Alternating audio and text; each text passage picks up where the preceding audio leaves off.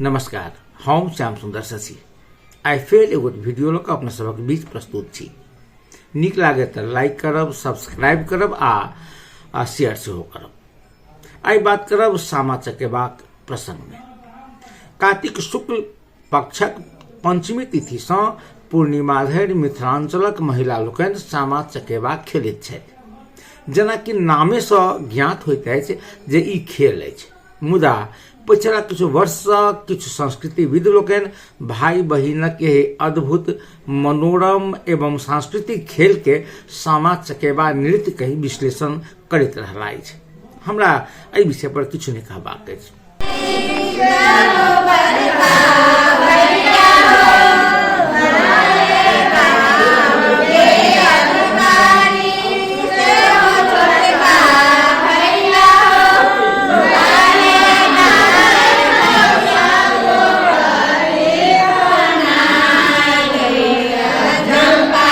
सामा चकेबा खेलनिहार सबक संख्या में कमी आयल अछि। पढ़ल लिखल नवयुवती लोकनि मिथिलांचलक पहचान कहल जाय वाला एहि खेल सँ कटल सन रहऽ लागल छथि। पहिने जकाँ टोल टोल में झमटगर सामा चकेबा नहीं होइत अछि, मुदा जट जटिन जकाँ ई लोप सेहो नहि भेल अछि। चूँकि एहि खेल में मूर्तिकला, गीत, संगीत आ कथावस्तु सभक सम्मिश्रण छै, तें सामा चकेबाक विविध पक्षक जानकारी आ मूर्ति निर्माणक शिल्प सिखायबा लेल मैथिली विकास कोष जनकपुर धाम आ नेपाल ललित कला तथा प्रज्ञा प्रतिष्ठान संयुक्त रूप सँ सामा चकेबाक मूर्ति निर्माण संबंधी कार्यशाला गोष्ठीक आयोजन कयने अछि, जे कार्तिक 25 गते सँ 30 गते धरि चलत। हमर बेटिए देखी, लेकिन हम एक बेर जे आदेश देलिए तो हमसे ओहि के स्थिरता नहीं ले। आई यहाँ के राजनीति के की अवस्था से देखियो, माने टुकड़ा टुकड़ा के समतोला है ने, 1000 फांक आ ओकरा जे चिरबै तो ओकरो भीतर में हेतै तो एक तो से दलीय भाव राष्ट्र। दोसर दिस मैथिली विकास कोष कार्तिक 29 गते बृहस्पति दिन सामा प्रतियोगिताक आयोजन कर रहल अछि, जाहि प्रतिस्पर्धा में आधा दर्जन से अधिक महिला लोकनिक समूह भाग लेती। विजेता समूह के पुरस्कृत सेहो कयल जेतनि।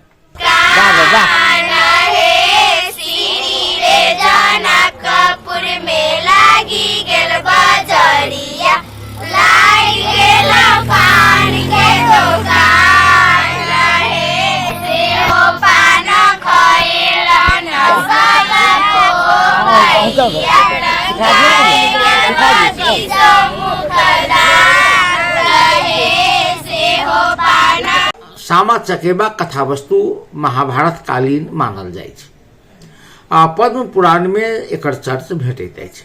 भगवान कृष्णक बेटी श्यामा आ बेटा श्याम्बक कथा विषय अछि, कही तक कथावस्तु अछि।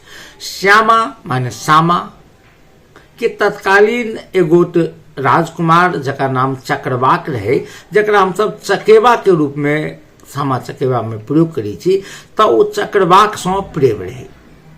दुनू गोटा वृंदावन में जाकर अपन प्रेम लीला करै छली है, प्रसन्न रही छलखिन है, खुशी रही छलखिन है।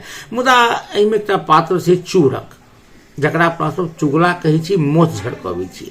ओ चूरक जे छै से एक तरफी प्रेम करैत रहै छै श्यामा से। तऽ ओ चूरक भगवान कृष्ण के जाकर चुगली कऽ दै छथिन जे तोहर बेटी अर्थात श्यामा जे ऋषि मुनि सब संगे कहै छी जे हम पूजा करऽ जाइ छी आ ओ जे दोसर गोटा संगे प्रेम बंधन में बन्हायल छौ। स्वभावतः कृष्ण के तामस भऽ जाइ छनि। ओ एक बेर अपन बेटी सँ सत्य असत्य के बातो नहि पूछै छथिन आ श्यामा के श्राप दऽ दै छथिन जे तू चिड़ै भऽ जो, आ ओ श्यामा चिड़ै भऽ जाइए।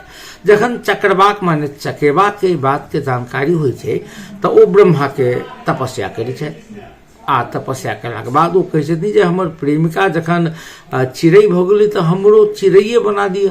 आ ओ चकेबा बनि कऽ जे आकाश में भ्रमण करऽ लगै छथि आ फेर सँ श्यामा आ चकेबा दुनू जे वृंदावन में ओहिना चिड़ै के जोनी में जे आनंद सँ रहऽ लगै छथि। जखन चूरक माने चुगलाक जखन अहू बात के जानकारी होइ छै जे आहि रे बा हम तो दुख देबऽ चाहै छलियै, ओ तो प्रसन्ने छथि। तो फेर से जे श्याम जे ओ करै की छै तऽ वृंदावन में आगि लगा दै छै। जखन वृंदावन में आगि लगा देल जाइ छै तऽ अपने गीत सुनैत हेबै जे वृंदावन में आगि लागल क्यों ने मुझाबे है।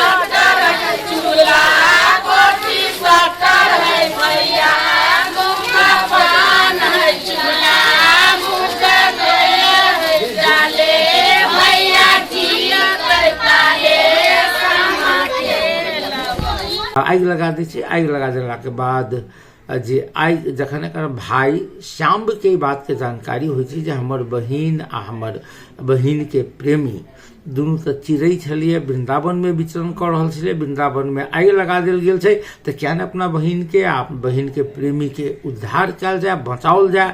तऽ जे घोड़ा पर चढ़ि कऽ अबै छथिन माने श्याम आ वृंदावन में आगि मुझबै छथिन आ आगि बुझाइ छै, मुदा दुर्भाग्य से चूरक माने चुगला अही में जरि कऽ मरि जाइ छै।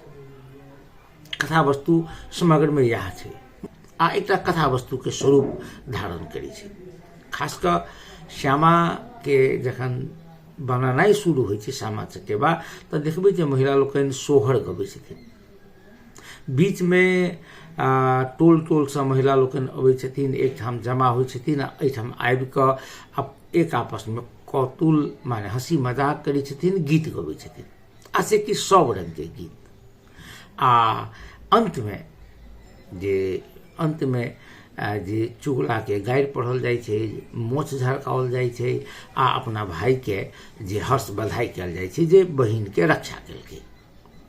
आ सबसे यदि सामा चकेबा पर्वक सबसे भावुक पक्ष कही तऽ सामा चकेबा के विदाई छै।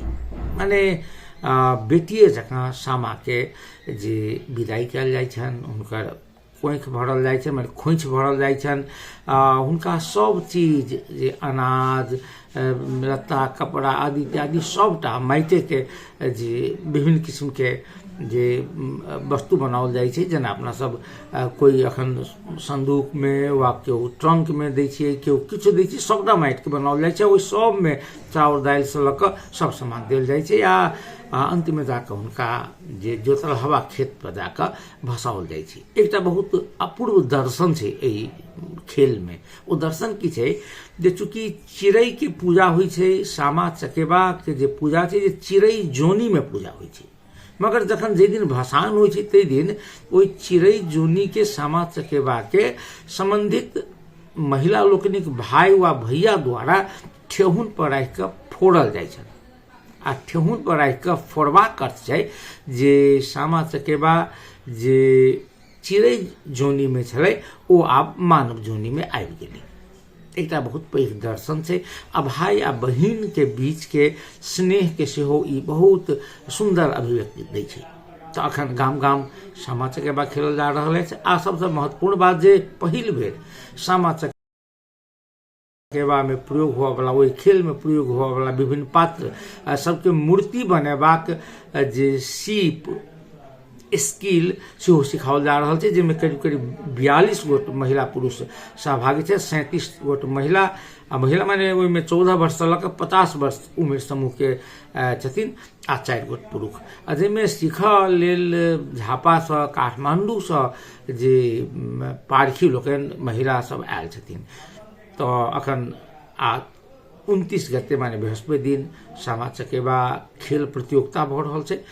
तो हम सब आब बेसी नहीं कही, बस एते कहब जे सामा चकेबा अपना सबक पारंपरिक लोक खेल छै, जाहिमे कथा छै, जाहिमे मूर्ति कला छै, जाहिमे संगीत छै, जाहिमे गीत छै आ जाहिमे असीमित मनोरंजन सेहो छै।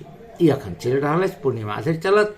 आ अपने सब जे जाधरि घरसँ दाइ माइ लोक निकलि कऽ सामा चकेबा खेलथिन नहि, तऽ एक ने एक दिन ई पर्व सेहो जटे जटिन जकाँ लोप भऽ सकैए। तैँ एहिमे सहभागी होइ, अपन संस्कृतिके बचाबी, इएह आग्रहक संग हम